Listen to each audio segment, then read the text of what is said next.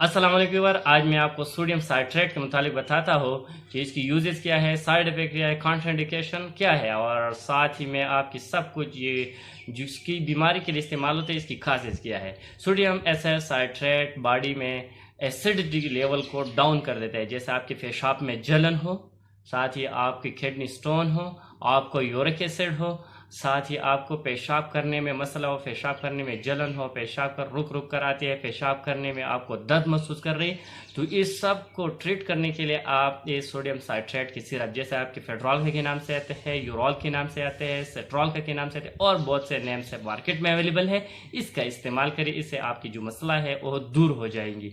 साथ ही ये मसला आपकी किडनी स्टोन हो तो इसकी वजह से पेशाब में जलन हो, अगर आपकी फ्रास्टेट हो इसकी वजह से भी हो सकती है, अगर आपकी मस्थाना में कोई इन्फेक्शन और जख्म हो तो इसकी वजह से भी हो सकते हैं, यूटीआई यूरिनरी ट्रैक इन्फेक्शन हो तो इसकी वजह से एसिडिटी होती है।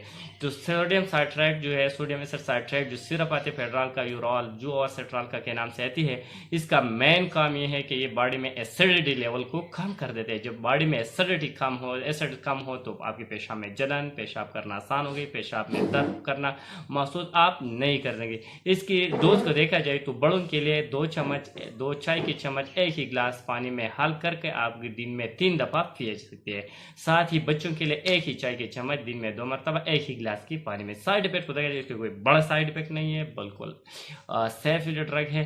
और जो साइड इफेक्ट आ सकते हैं मोस्टली वो नाजिया, वॉमिटिंग और स्टमक अपसेट काज कर सकती है। इसकी कॉन्ट्राइंडिकेशन नहीं है, प्रेगनेंसी में भी सेफ है, ब्रेस्ट फीडिंग में भी सेफ है, और ये कोई जूस हाइपर सेंसिटिव हो सोडियम साइट्रेट से उसको इस्तेमाल नहीं करना चाहिए। बाकी सबके लिए सेफ है और अच्छा मेडिसिन है।